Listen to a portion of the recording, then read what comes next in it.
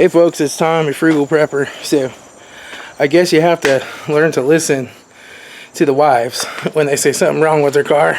Because yeah, this thing, I took it for a drive, and the complaint was it was making some noise, and it was making some whirring noise, and when she would hit the brakes, the brake light would come on while it was low on fluid, which is just because the calipers were all the way extended out. The brakes were pretty much wore down to nothing. Let me show you here.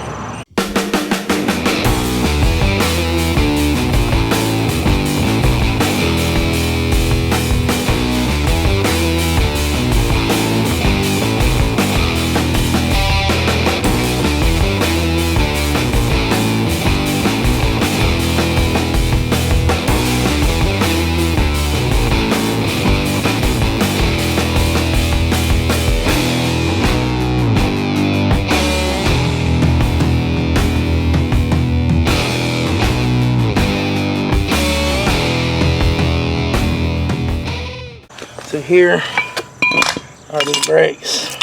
You know, that's pretty much done there. Let me get in here out of the light so I can see. Okay. Yeah.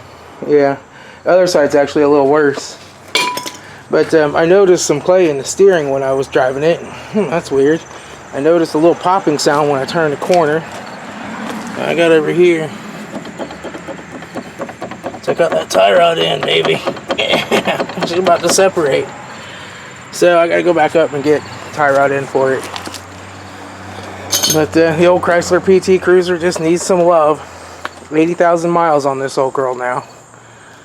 And yeah, now the suspension components are all gonna wear out on it. Chrysler junk. But I got that one on already.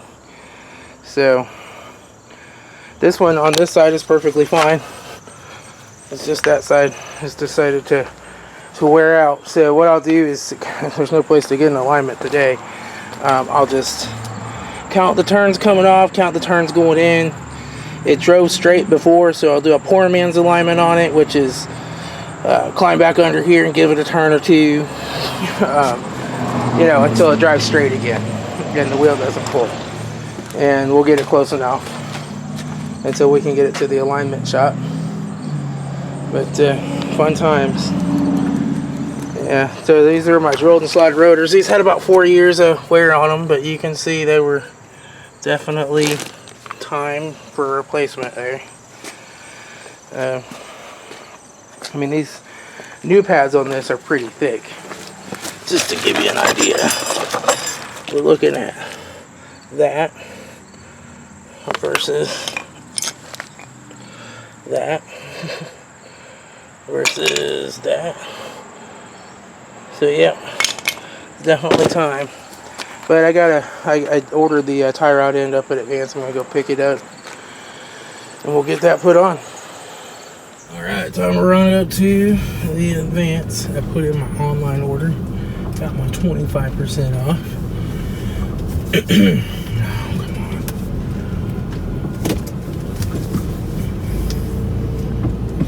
Chrysler PT Cruiser is the Touring Edition. Woohoo! Touring.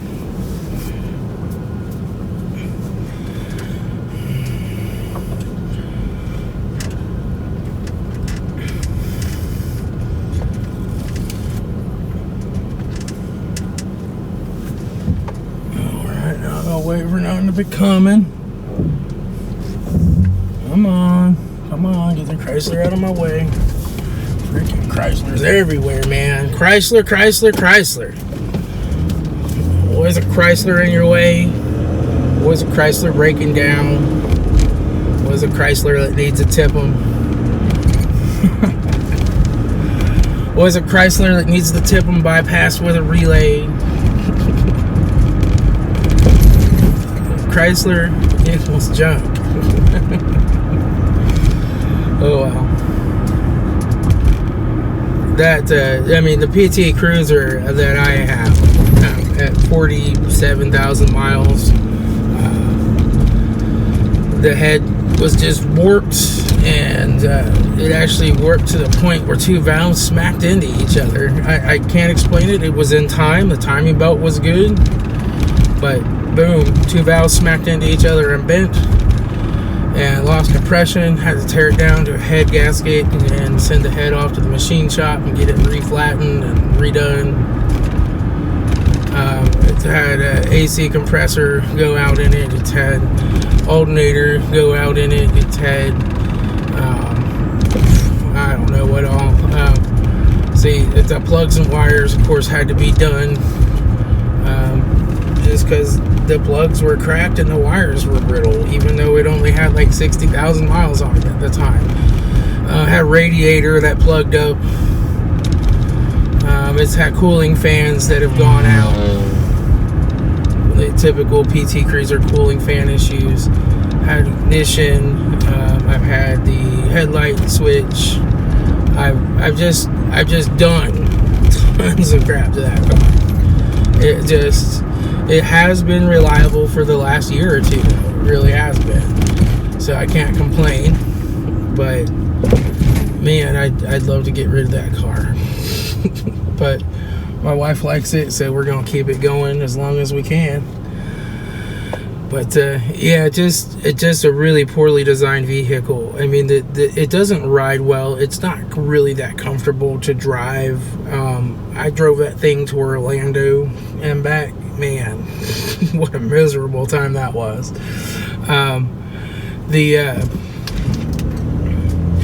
It just, has a lot of problems, and I think that Watts link's getting loose in the back too. I'm gonna have to replace that soon. It's just a car of pattern failures, and the nice thing is that most of them are pattern failures, so you're pretty sure what's wrong. The bad thing is like the head gasket on that car, or the head, is a nightmare. I had a mechanic friend helping me do it on a lift, and it took us like 10 or 12 hours to tear it down, and probably 14 hours to put it all back together. I mean, it was just freaking a nightmare.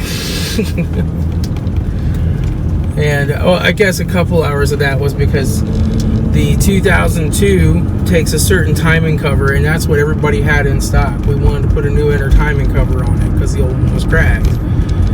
And nobody had one for a 2003, which happens to be unique for some reason. Well, it is unique. The other one doesn't fit. But we were able to modify the 2002 one with the cutting wheel and make it fit.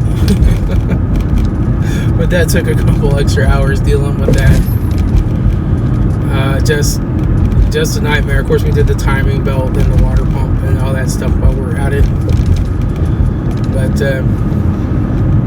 those 2.4s aren't necessarily bad engines, and they're a whole lot more fun to work on in like a Dodge Neon than they are in a PT Cruiser. They're just stuck down in there in a wicked little way.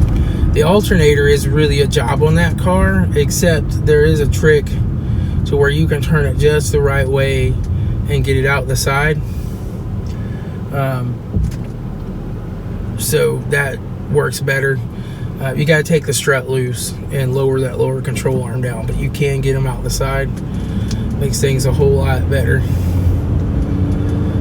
But yeah, anyway, I see I'm almost to advance here. Look at these parts. I'm just driving and talking, folks. I'm just driving and talking.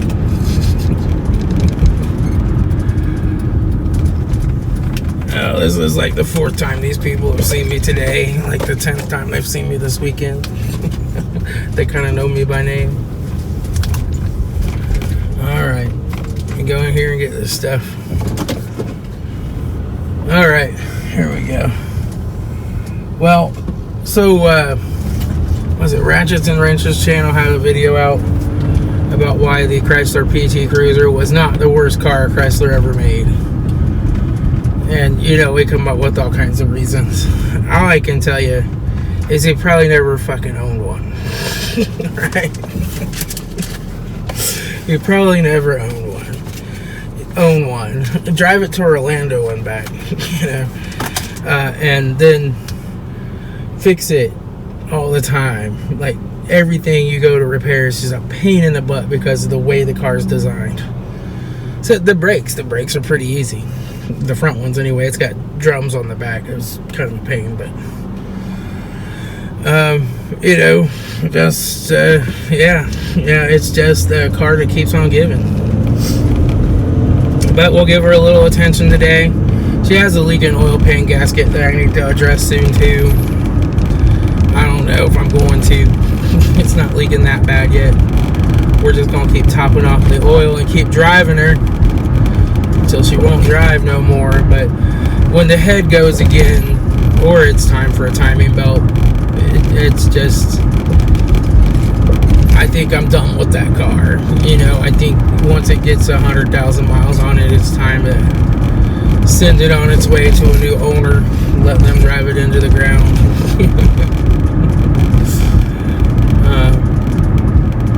But for now, we're focused on saving money and paying off the debt. And, you know, I'm not looking for a car payment or anything. I mean, I wouldn't have a car payment anyway. I'd find her something decent that needs a little fixing, fix it up for her. But, you know, it is what it is, I guess. Maybe she'd like a Chevy Equinox. She seemed to like my Equinox when I had it. There's plenty of those out there that need a little TLC, but they're easy to work on, you know. That's kind of why I like GMs. GMs in general are pretty easy to work on. I mean, they're pretty straightforward. I think they definitely think about what you have to go through to fix stuff a little bit more than Chrysler does. Now, don't buy something with the 3.6 liter high feature engine. That's a piece of crap. But, you know, 3.4s, 3.5s, 3.9s, those are all good engines. Easy to work on. Some of these new 4-cylinder turbos, like in the Chevy Cruze, they're oil leakers, and they had turbos that go out because of that they got a line that runs right over the exhaust manifold, the oil feed line for the turbo. Just replace that every 30 or 40,000 miles and you'll be fine. But otherwise it'll plug up and it'll eat a turbo. I've fixed several of those now. Those Hyundai Elantras are good cars. I used to have one of those. That one's pretty clean. It's not even rusted out in the quarter panels yet. You got a little dent in the front, not back on there. The older Nissans are okay, but the new ones with the CVT transmissions are of course junk. It's like, what do you even buy these days, man? I don't get it, you know? Like, as far as new cars, there's just nothing really out there that I'd want. They're starting to put 4-cylinder turbos in the full-size trucks. I mean, I don't want that junk. I'll keep old stuff running as long as I can. There's another Hyundai Elantra. Those old Elantras, man, those are good cars, good engines. My old one's still driving up and down the road. I see it every once in a while. So, but yeah. Anyway, I'm almost back here. We'll get to work on replacing this tie rod in. That Elantra needs some rear struts pretty bad. It was bouncing pretty good over them tracks. Alright, I'll talk to y'all later. It's time to fuel prep. Alright, so the first thing is get a 22 millimeter down in here. Take this down at least.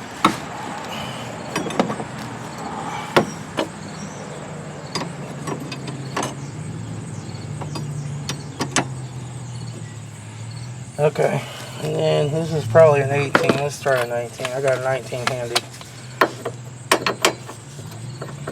That's definitely an 18. And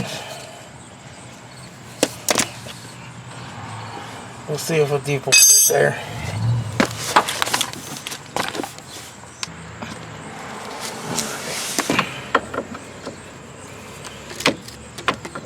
No. Alright. Let me go grab a shorter impact wrench.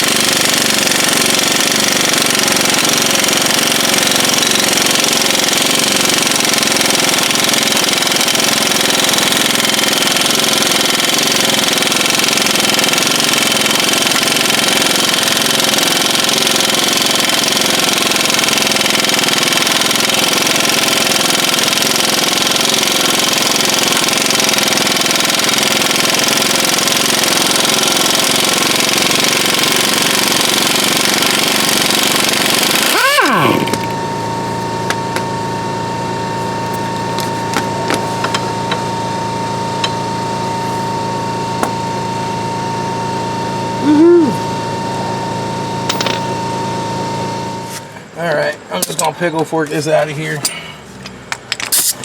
because I'm replacing her anyway.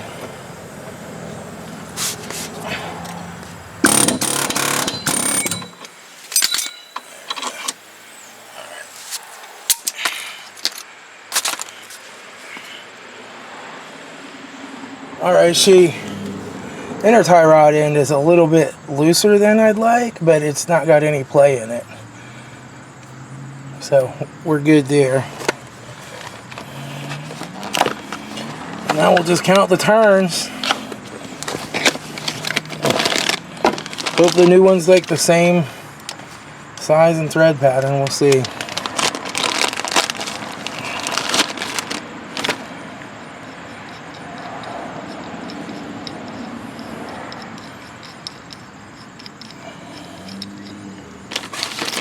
These come with a new jam nut, but I usually just use the old one.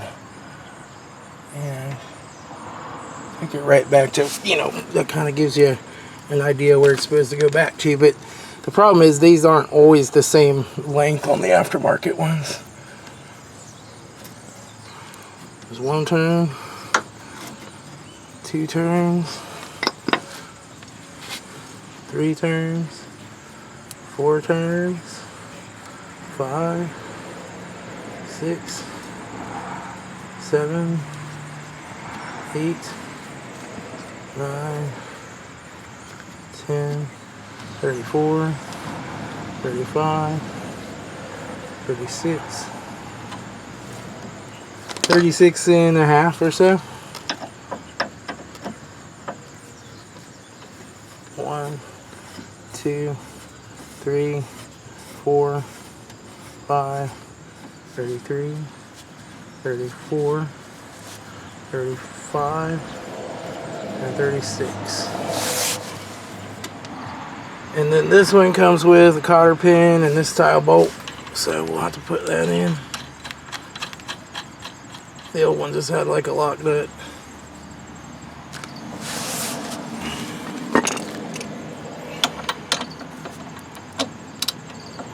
And this one is a 19.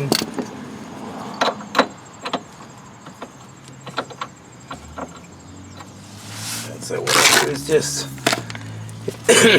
you don't want to over tighten these because they will kind of pull through.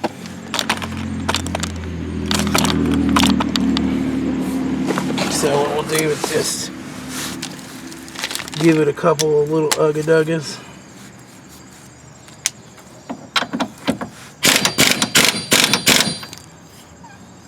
And then I'm just going to move it until the cotter pin lines up. It needs to go just a little more. Perfect. All right.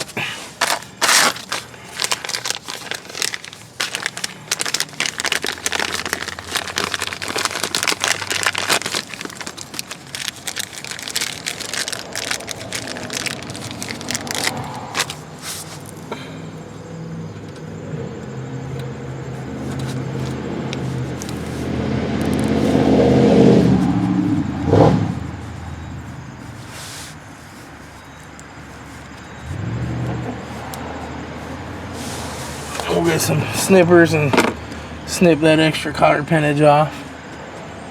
And we're gonna hope that this thing's close to being in alignment. We'll see when we drive it. Alright, we'll just come down here and snip off this cotter pin.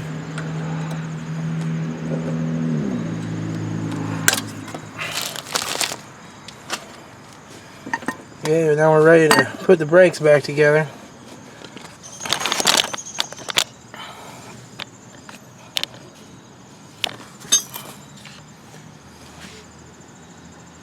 So, what we'll do first is just replace the brake hardware and lube up the slide pins a little.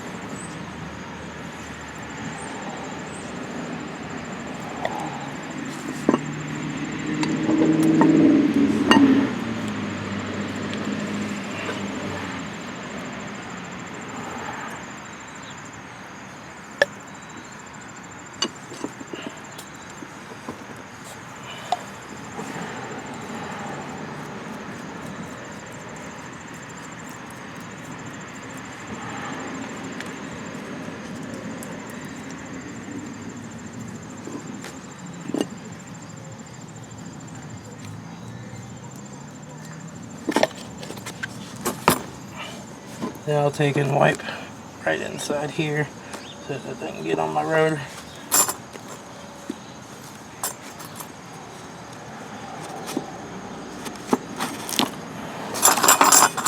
Put the brake hardware on.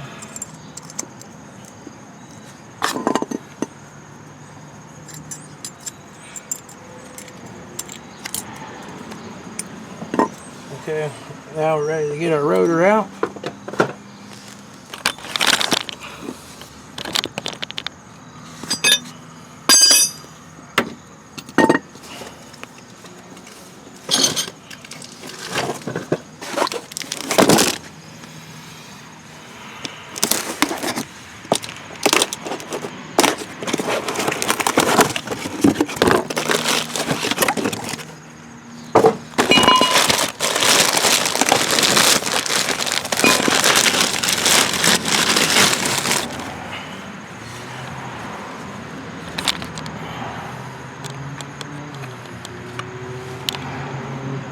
So this is a trick I learned.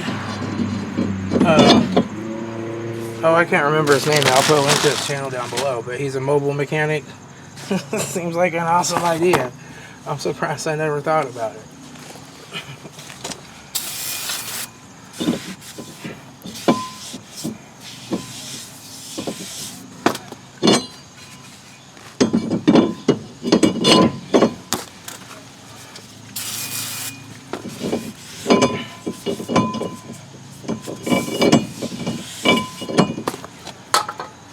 Alright, now I need a lug nut to put on here.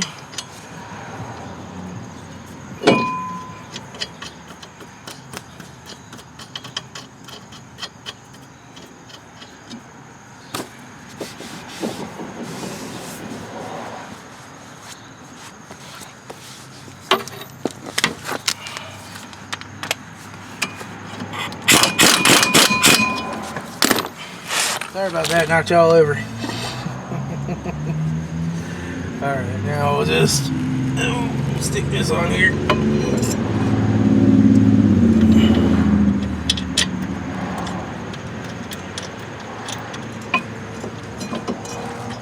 Get it lined up.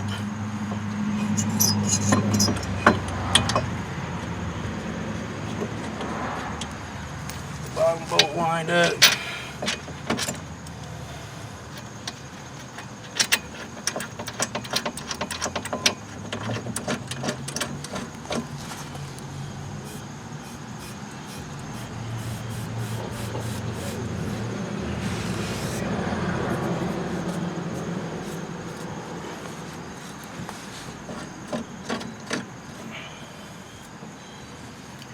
Now we just have to tighten these on.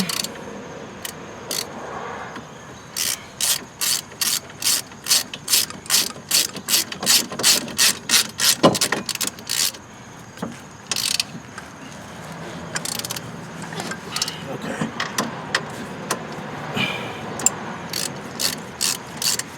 That was a two grunt torque spec. All right. Now we'll get our new pads out. The one with the squealer goes to the inside. And these just, I love, for all the things I can say bad about Chrysler and this particular vehicle, this is like the best design ever.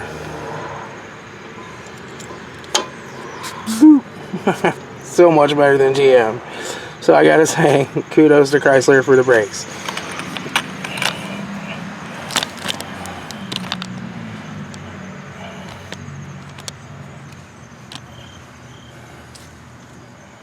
Okay, so now we gotta squeeze back in our caliper.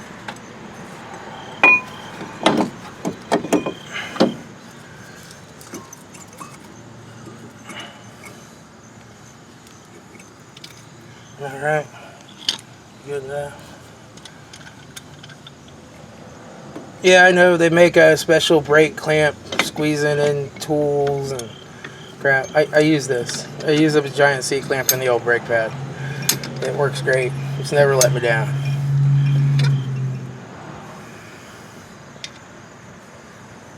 Yeah, I lubed everything so it hasn't rusted.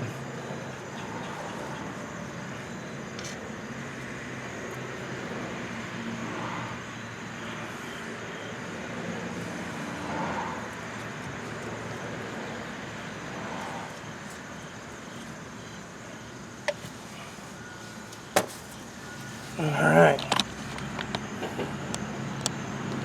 Now we're ready to stick her back down on here.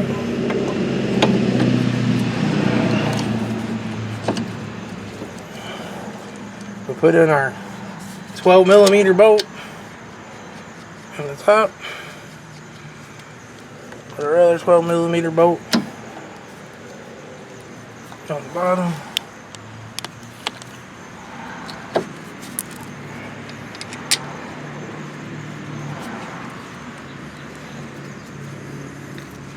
Then we tighten those babies down.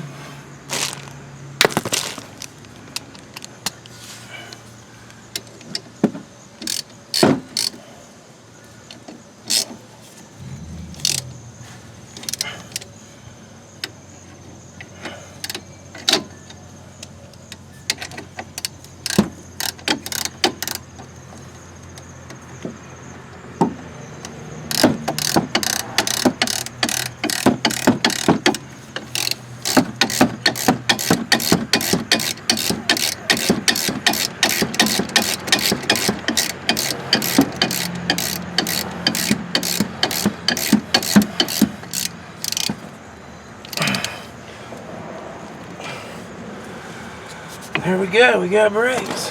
Alright. Now we're ready to put the wheel back on and see how she drives, I guess.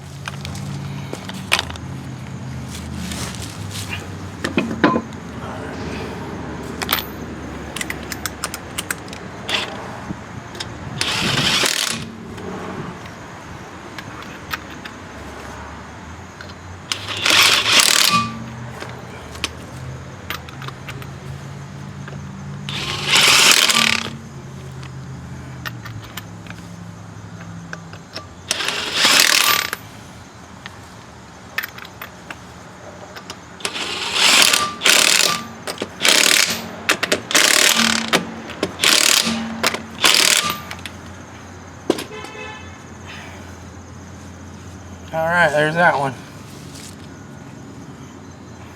Alright, so here we go. Let's see if I can back out here. I already drove this around the block a couple times and the steering wheel is a little crooked. I adjusted it. We're going to see what we got now. Yeah, we're pretty good. We're pretty much dead on. Yeehaw! Yeah, we're pretty much dead on the alignment. I'm not even going to worry about taking it to the alignment shop. It's so good. Oh yeah.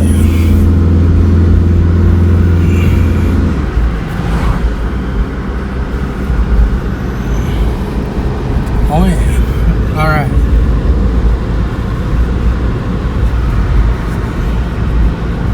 I mean, I'm having to adjust slightly correct, but this road kind of leans this way, so dead on.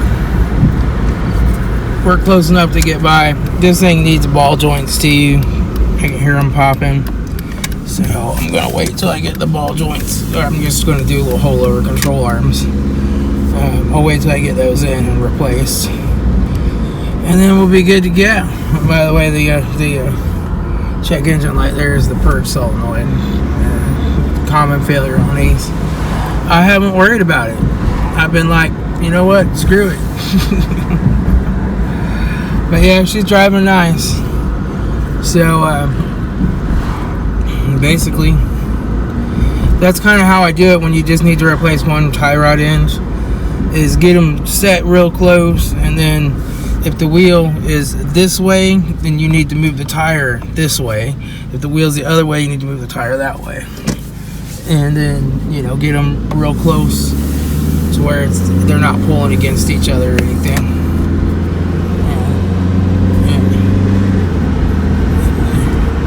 And this road leans a little, but she's staying staying pretty straight.